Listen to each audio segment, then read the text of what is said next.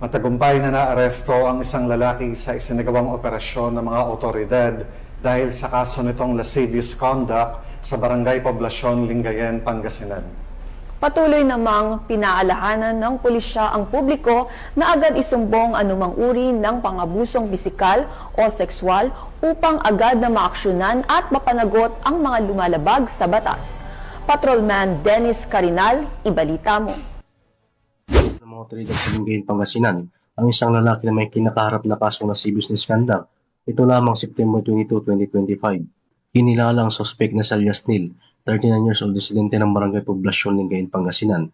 Siya ay inaresto ng warrant section ng Lingayen Police Station, dakong 7:54 ng umaga sa parehong barangay. Batay sa record, inalabas ang warrant of arrest ng Honorable Maria Laarde Ramos Moreno, presiding judge ng Regional Trial Court 168, Lingayen, Pangasinan, noong September 16, 2025 sa ilalim ng criminal case number L15856 na may rekomendadong pensang 200,000 pesos.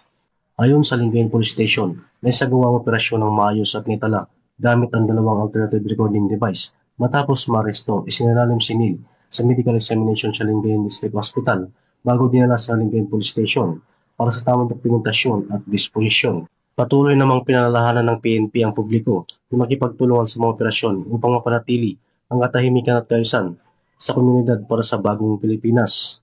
Mula dito sa Ilocos Region, ako po yung Police News Network Correspondent, Patrolman Dennis Carinal, alagad ng batas, tagataguyod ng Balitang Pulis.